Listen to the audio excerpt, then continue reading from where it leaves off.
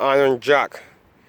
You can see it's a rainy day. Got my umbrella up, and I'm doing a 2001 Lexus LS430. I'm getting the starter replaced, and the starter is almost off. I just want to show you the instruction how I got there. Now, where you start from? Well, I'll say we go back to the vehicle, the battery. I took the positive off, though I'm very close to them, but otherwise, you usually take the negative off, right? But hey, I was only get one of them off. As long as it's not touching, you're good to go. That's perfect right there. Anyway, you can see the starter. I'm already in here. That's the starter, original Toyota. See, it says Toyota on it? Yes, original starter, 2001. So it's pretty good, right? Been there for a long time. Now, the first thing is the battery terminal. The second thing is the intake manifold, the upper intake. The throttle body sit right in the front. It's the front of the intake manifold. I took it off so I don't have to deal with the cooling line going to the throttle body or them harness, because on Lexus everything break easy, the clips. Now, after you take all them 10mm holding the intake, not holding intake but the wire harness and other stuff, then you take them 12mm off that hold the intake in place. It means all 12mm socket. When you're losing them all up in the back, you'll be thinking that you're done. But no, this valve right here that open and close this valve, you know, is bolted with 3 10mm nuts. Now you can, that's the only way you can go by taking this off, taking them 3mm nuts off. When you do that, this whole bubble will come up. And when you're done with that, you come to the lower intake. The upper intake right there, of course, sit on top of the lower intake right here. Now you can see this oil all in here. Usually it should be dry with no oil, but air go through the system, right? So I'm trying to get the new gasket, of course, since I'm already in here. This is the upper intake gasket. They're all connected together one piece. And this is the lower intake gasket, 2 pieces, and they're pretty thick, huh? Anyway, fuel injection sit right here. The fuel injectors, they sit right there. Oh, by the way, this is the valve that going behind the upper intake. Yeah, the upper intake. This is the valve opening and closing valves over there. Now, I instead get the fuel injectors off instead of disconnecting them from the wire, because the wire, again, they all dry rot on Lexus, they'll break, they crack.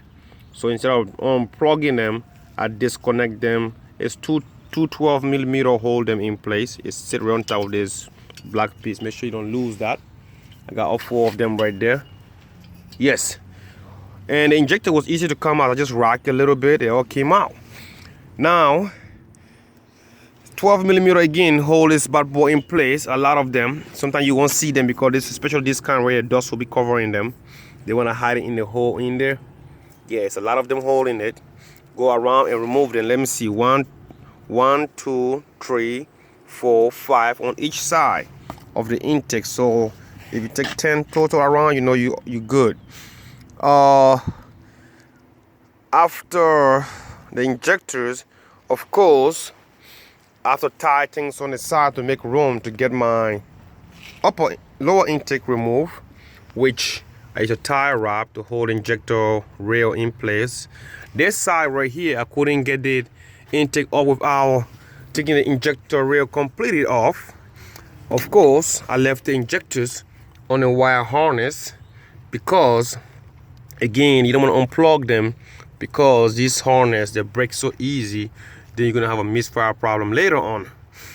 Now, while you're down here, of course, I'm gonna cover these holes because I'm not getting this job done tonight. I'm gonna cover these holes, make sure no dirt or metal go down there. Then you don't get an engine after all. Now, when you get here, you be thinking like, yay, here's my starter. Well, it's not done yet. There's a crossover piece going across the head. You can see it. 2 gasket. Again, 2 more gasket I'm gonna buy. Where I put them at. Is it in the pan down there? No, it's not in the pan down there. But you can see here they are. So cooling gasket, of course, don't you reuse this. It's a big job to come back, you have a cooling leak later. I recommend replace them. They're worth replacing. And replace on them gasket. Now, because why you remove this piece to get to your starter again, I don't know why Lexus did this. Of course, the reason is because they want to make it harder so they can charge the customers doing this kind of jobs. So Lexus here, why they didn't put the bolt on this side so you can use the extension and get them out like Honda would do. Here they are, two 14mm bolts. Nice. I like the how to extend this piece so you can have room to catch them, but still they are coming from the other side behind the starter on the other side, so they're bolted from the back.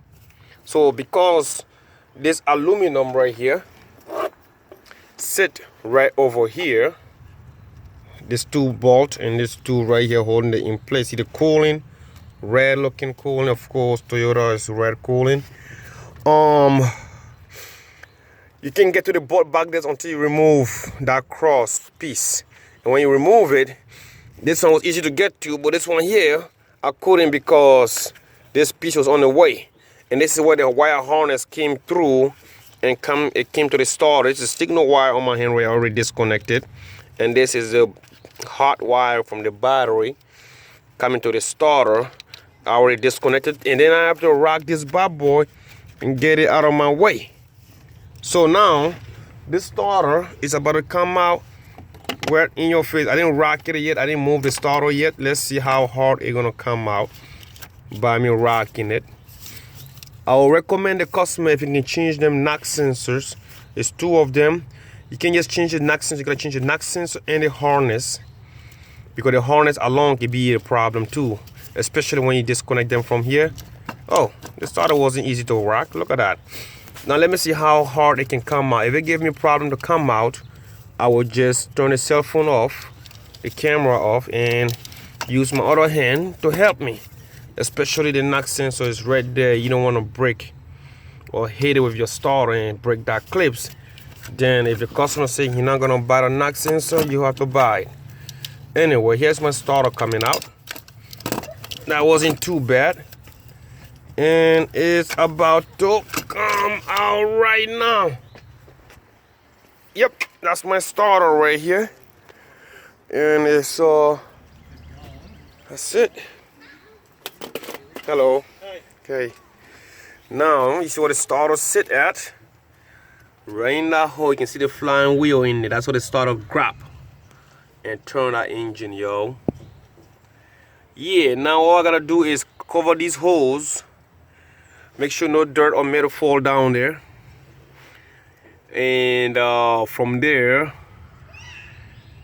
we put it back tomorrow. Well, of course, you gotta sandpaper all these down, make sure they're all clean and nice and dry before you can able to put the new gasket. Usually I put some silicone down too before putting my gasket, just for extra re-ran or whatever you call it. Anyway, so yeah, this is the throttle body sitting right here again.